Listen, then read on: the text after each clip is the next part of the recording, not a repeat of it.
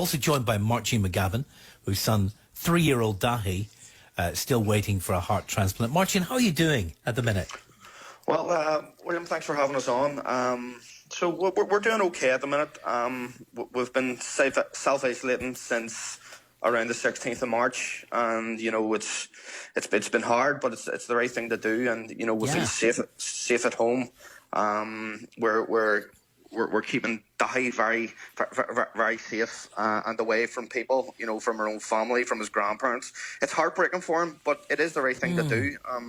He today actually marks 685 days on the list today, and so Dahi was born with a very serious congenital heart defect, and after 3 rounds of open heart surgery and countless other operations, he now needs a new heart to save his life. So Dahi's a very, very vulnerable person during the COVID-19 global pandemic. His blood saturation levels are usually in the low 70s, which basically means that he doesn't have a lot of reserve. And I've actually when I've been doing other things with the media to promote organ donation, and with certain health correspondents, they actually are shocked when they hear those numbers, because they ask me how does he survive really. But this day last week, the BBC broke a news story, and it had the headline on it in bold black writing: "Coronavirus pressures put organ transplants at risk."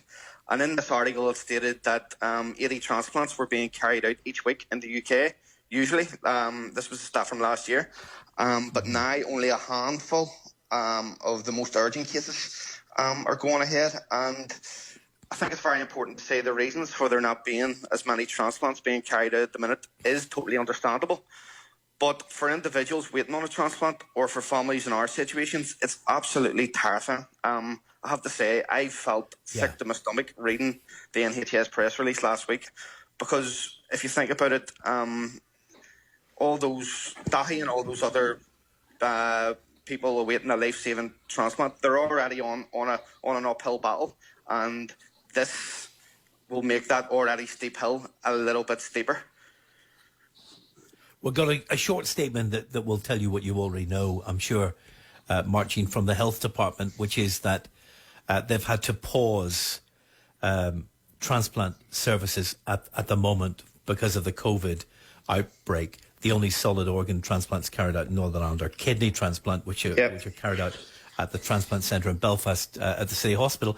But there's had to be a pause, and they say they understand it's a very worrying time for those awaiting an organ transplant. But they also point out, too, because we asked them a direct question about this, that every potential organ donor is being tested for COVID-19. And if someone has COVID-19, I assume that means if they have had it as well, but that's not so clear, they will not be able to donate. But what the statement says, if someone has COVID-19, they'll not be able to donate. One would expect that situation. I guess the other question is, if someone has passed through COVID-19 in the future, will they be able to donate? That's a question not answered there.